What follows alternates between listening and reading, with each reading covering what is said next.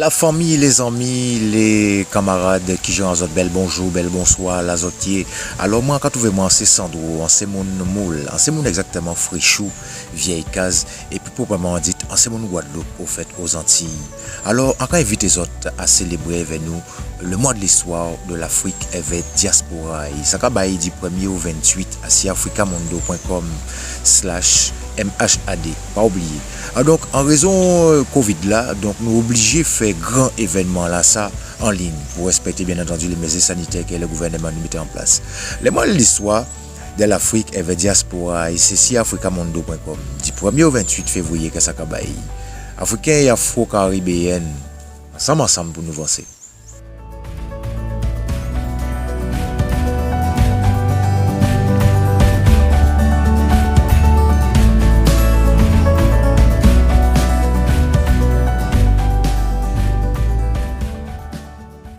Bienvenue à toutes et à tous. Nous sommes donc en plein dans ce mois de l'histoire de l'Afrique et de ses diasporas, direction la Guadeloupe, au Moule particulièrement, ma ville, c'est là l'on comme moi terré.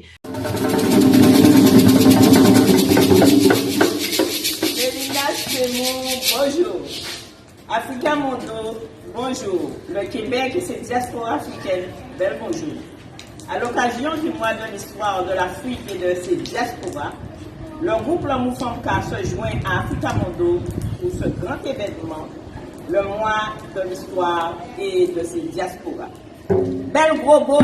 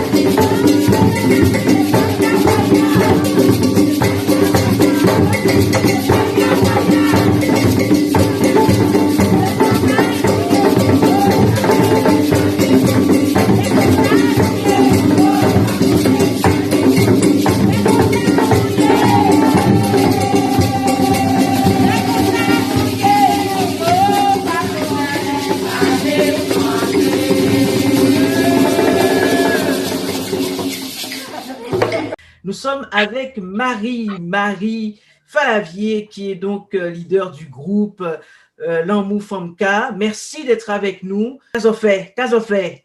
Nous bien. La pluie a tombé, j'en là, c'est pas soleil. Mais la pluie même bien. Donc, l'appli a tombé, il faut dire merci mon Dieu. Merci mon Dieu, parce que là, il a fait chaud, Absolument. Merci à toutes et à tous. Je saluais donc Marie Falavier et puis sa sœur qui est à ses côtés, L'Amour Famka, ce groupe que vous connaissez de tambours, de femmes dynamiques. Merci de nous rejoindre dans le cadre de ce mois de l'histoire de l'Afrique et de ses diasporas. Marie, qu'est-ce que tu peux nous dire par rapport à cette connexion entre Africains du continent et nous autres Afro-Caribéens? Qu'est-ce que je peux dire? Ben, moi-même, je parle de moi déjà. Moi-même, mes ancêtres viennent du Congo. Et ils sont arrivés en Guadeloupe comme tout le monde connaît. Hein. Bon, et ils ont trouvé des ossements et tout ça. Et mes ancêtres faisaient partie aussi à Moule, à Lance-Marguerite. C'est la deuxième plus grande cimetière d'esclaves qui se trouve à Moule, en Guadeloupe, pas à Moule seulement, en Guadeloupe. Voilà. Et donc, pour savoir ça, Marie, ça veut dire que tu as été toi-même à la rencontre justement de tes origines. Où est-ce que tu as pris ces infos-là? Comment ça t'a interpellé pour aller justement dans cette quête et de cette recherche d'où venaient tes ancêtres et tes aïeux? Mes ancêtres, premièrement, j'étais à la mairie. Chercher comment on appelle ça? Un certificat, c'est pas certificat, l'extrait, en fait. L'extrait de date de naissance. Et là, ils m'ont remis l'extrait de date de naissance avec le grand-père de mon père, même pas son père, le grand-père de mon père qui qui viennent du Congo. C'est comme ça qu'on a pu savoir qu'on est quelque part, on est d'origine congolaise. Alors, ça fait quand même chaud au cœur de savoir ça, savoir que les registres de sa municipalité possèdent de telles informations. Quand tu as appris cela, qu'est-ce que ça a fait remonter chez toi?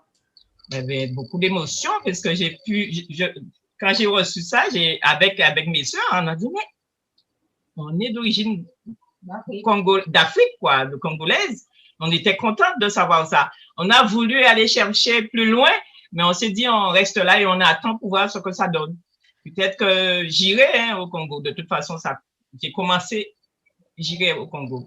Bon, c'est bien, c'est bien. On encourage cela justement et que ça puisse être une porte ouverte pour tous ceux qui sont à la recherche de leurs ancêtres guadeloupéens, martiniquais, guyanais, enfin bref, toute cette zone caraïbe, tous ces afro-caribéens qui sont en quête de savoir quels sont leurs ancêtres. Eh bien, c'est une très bonne chose. En tout cas, me concernant, moi aussi, j'ai fait ce test ADN, j'ai été plus loin, ce test ADN qui révélait que pour beaucoup, je venais du Nigeria, des Yoruba particulièrement. Donc, tu peux ça à une Nigérienne. Donc, du coup, Nigériane, du Nigeria. Donc, voilà. En fait, c'est très important, effectivement, d'aller pour cette quête de ces ancêtres, savoir d'où l'on vient pour savoir où l'on va. Alors, parlons de Lanmu Famka. À travers ce que vous faites, je te laisse le soin de présenter de nouveau, en tout cas pour ceux qui ne connaissent pas, de présenter ton groupe. Et mon groupe, c'est un groupe de femmes. On est à 16 femmes et un homme. On a toujours un homme qui fait le marquage. Et le groupe Lanmu Famka existe exactement une dizaine, disons, on va dire 11 ans. Cette année, il va faire 11 ans qu'on existe.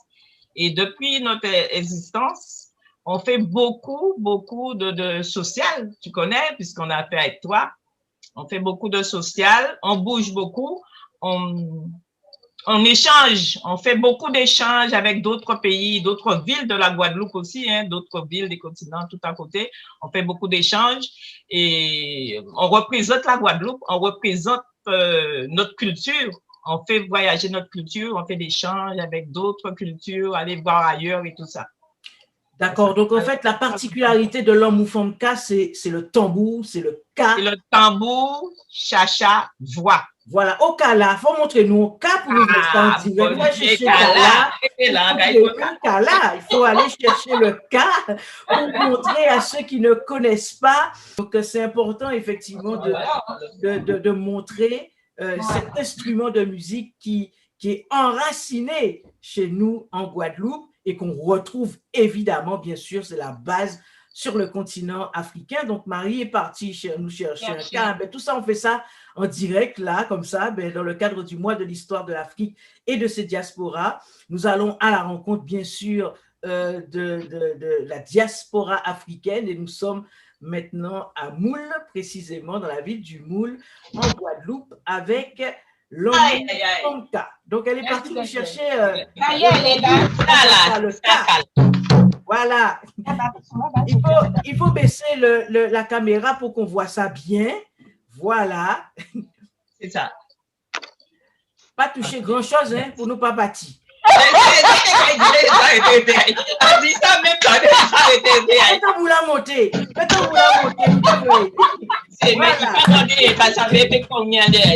Voilà, c'est bon.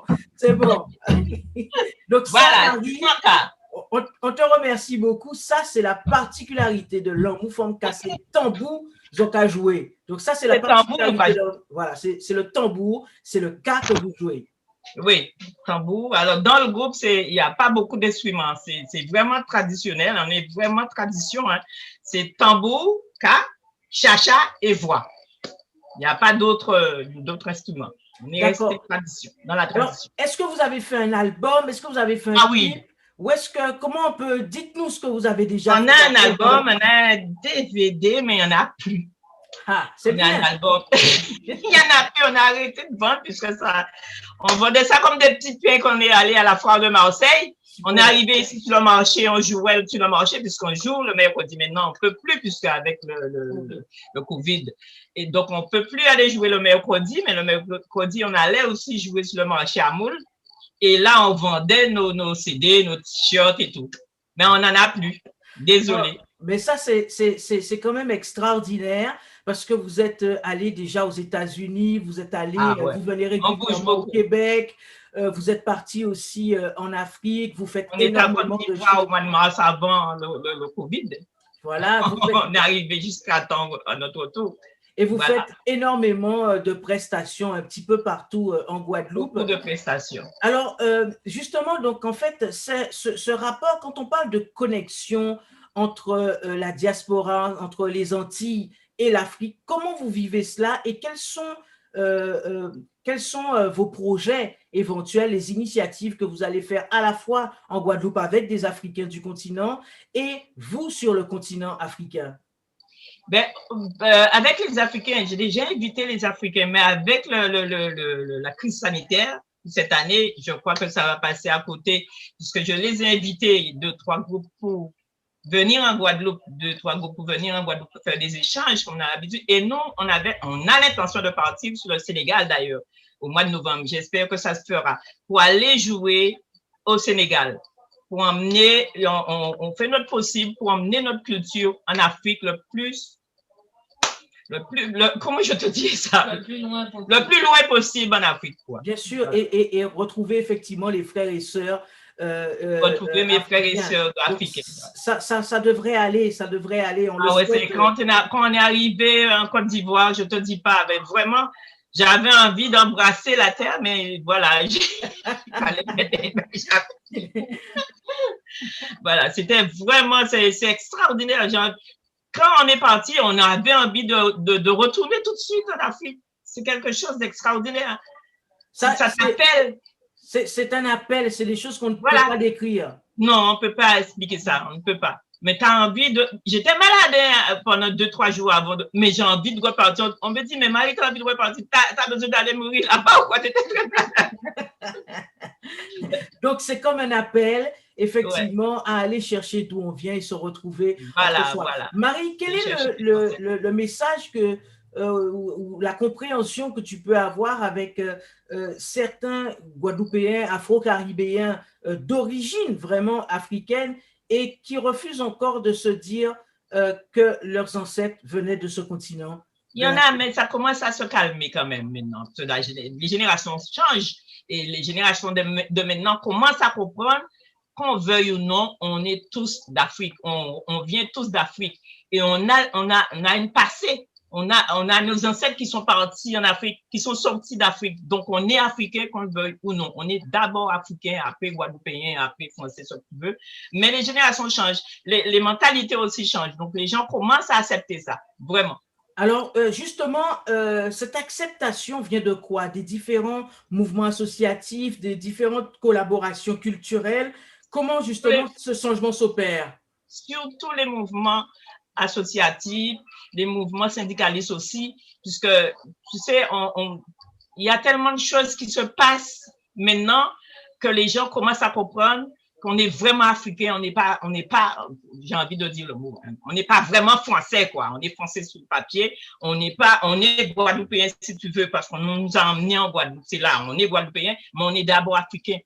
Voilà, et les gens commencent à comprendre ça parce que les syndicats, les associations et tout ce qui se passe, les gens revendiquent leur nationalité, leur africanité. Africanité, voilà. Très bien. Alors, quels sont vos projets? Vous dites que vous avez prévu de partir à la fin de l'année en 2020, à la fin de cette année, au Sénégal. Vous y allez à la rencontre d'associations, à la rencontre